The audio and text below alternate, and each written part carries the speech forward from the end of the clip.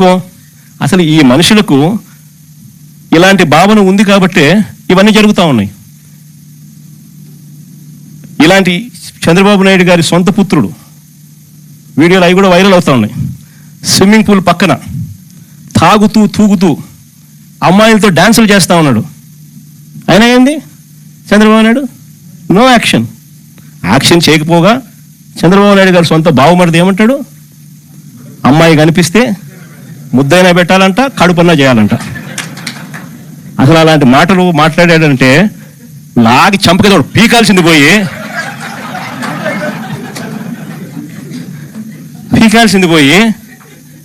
హహహ నవ్వుతారు.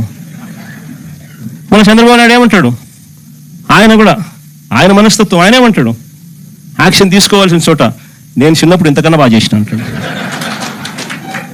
అసలు ఇక్కడి నుంచి మొదలవుతుంది.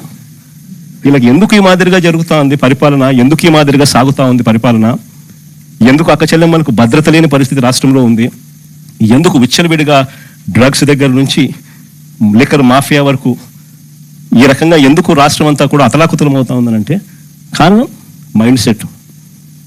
వీళ్ళ మైండ్ సెట్లు ప్రజలకు మంచి చేయాలని కాదు, మంచి చేయాలన్న మైండ్ సెట్ ఉన్నోడు ఎవడు కూడా స్కూళ్ళల్లో గవర్నమెంట్ బడుల్లో ఇంగ్లీష్ మీడియం తీసేడు.